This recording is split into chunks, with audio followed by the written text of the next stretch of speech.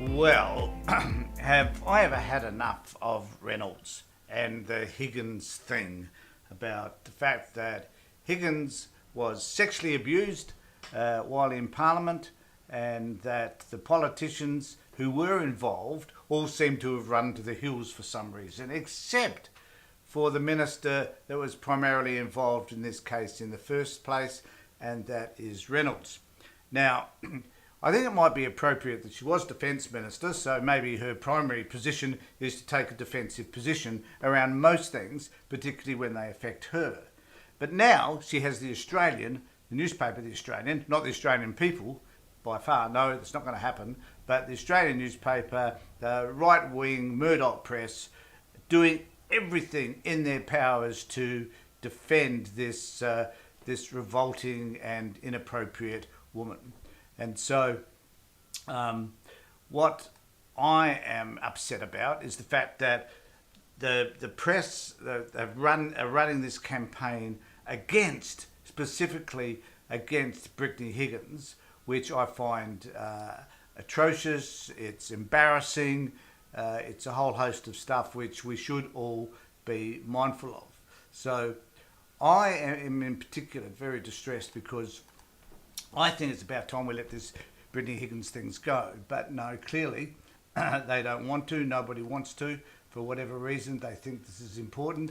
And we are bombarded with crap. And so what it tells us is that, to some extent, people politicians in particular, believe that they have the right to be able to insult other people, to put forward a non-justifiable position in relation to the things that they may have seen or done, and that therefore they, simply because they're politicians, can be exonerated.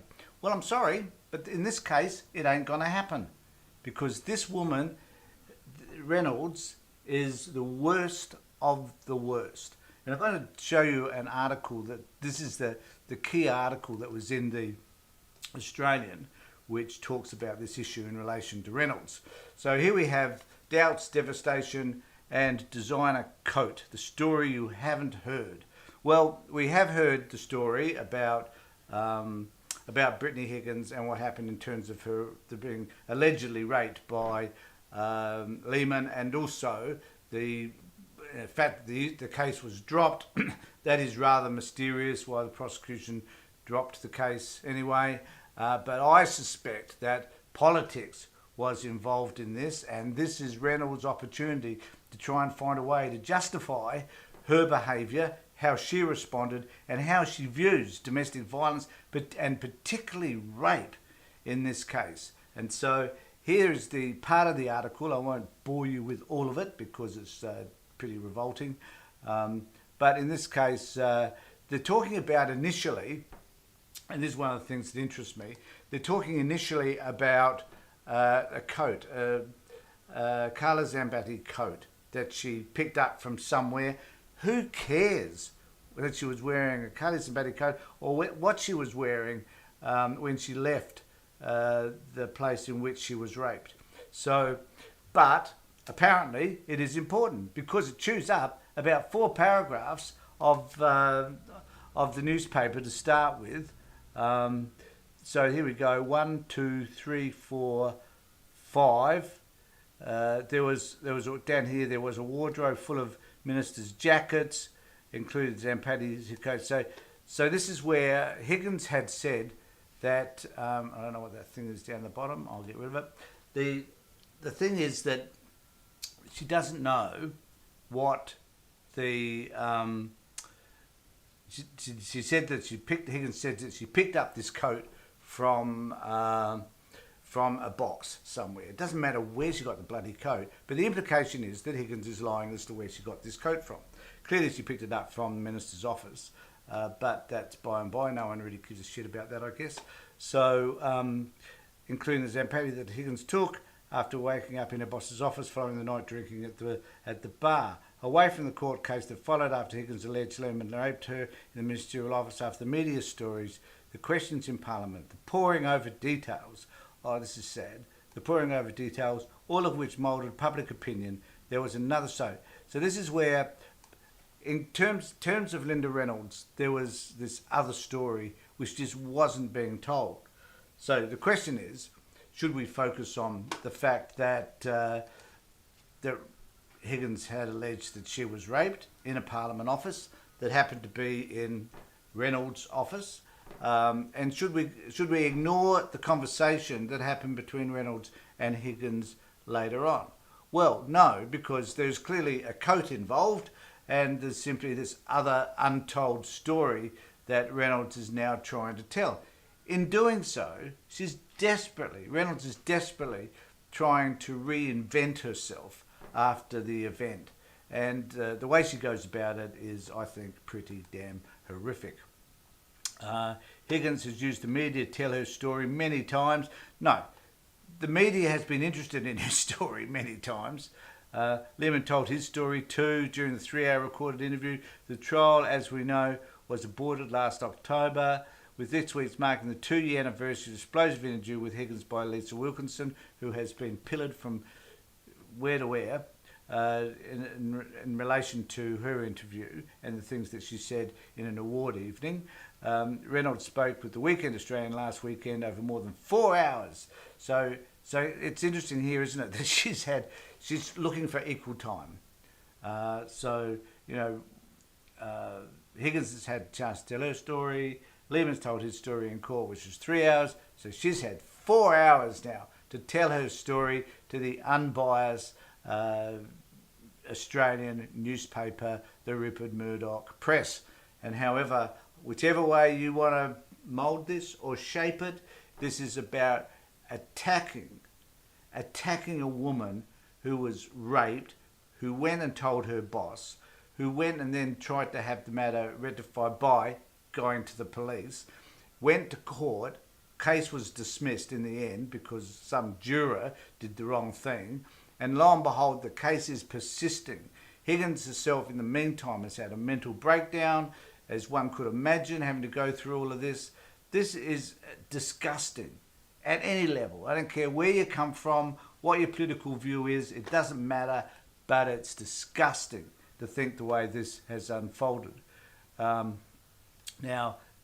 So here it goes on to say, Reynolds was not able to tell her story during the criminal trial last year, treated her as a hostile witness during the trial. So the question has to be asked is, why was she treated as a hostile witness? Because she had an alternate story which probably didn't quite meld with the events, and so she was seen as hostile towards to Higgins. So hence the reason why they decided that she should be treated as a hostile witness, which a lot of people would argue is simply unfair. No, it isn't. It's a rape case.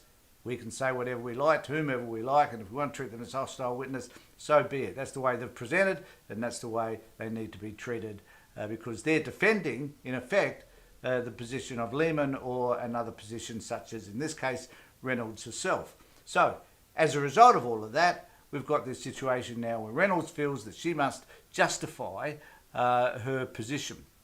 And she goes on to say, and I won't dwell on this for far too long because I find her revolting, a bomb went off in my head. It's been hardest 2 years of my life. You poor thing. You're a Minister of Defence earning $300,000 a year. I do feel sorry for you.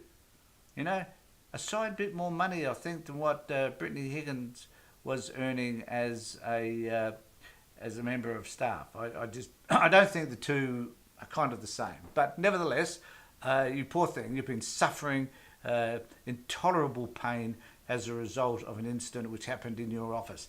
You know, frankly, you would have been better if you'd said bugger all. If you just shut up about it, not have said anything, but no, you did. You did the wrong thing. You said the wrong things to her. You called her a cow. You paid for her to shut up, and she didn't do so. And as a result of that, because I went to court, you're feeling aggrieved as a result of that. Well, that's just too bad luck, I reckon. Reynolds' account watching the protest interview in her office and stuff. It was just like a bomb went off in my head. Well, we could only hope. It was like, what is Lisa saying? What is this conversation about me and about Fiona? Reynolds says, because almost everything that was said did not accord with... Now, I think this is interesting. So, because almost everything that was said did not accord with my recollection of what had happened 2 years previously. Now, we know I have trouble trying to remember what happened yesterday, let alone an event that happened 2 years ago. So it is possible, I'll concede this, that her recollection may be a bit tainted. But her recollection may be tainted because she believes she needs to protect her position in this, which was allegedly calling Higgins a cow and paying her to shut up about it. I actually didn't believe that what I was hearing and seeing. It was such a shock because being accused of covering up the rape of a young woman for political purposes, it was like a stake through my heart. Oh, you poor thing. It hurt, she says quietly. Or she didn't say it, well, she said it hurt, she says quietly. The pain is still not far from the surface. 50-year-old former Defence Minister recalls how Labor senators just kept at me, asking me questions, which is their right, they're the opposition for Christ's sake, and you felt embarrassed. And that was one of the most distressing, confronting things in your workplace, having your colleagues, not only in your workplace, but in front of the entire nation, causing you day after day of covering up the rape of a woman. Well, ostensibly, that's the way it appears. So if that's the way it appears, then I suggest you wear it. And so here's a clip I noticed on Twitter that's worth playing, and this is her talking some years ago about McGowan government in Western Australia, I think. Let's just hear what she says, and it's kind of hypocritical now when you see what it is that she's doing in terms of Brittany Higgins.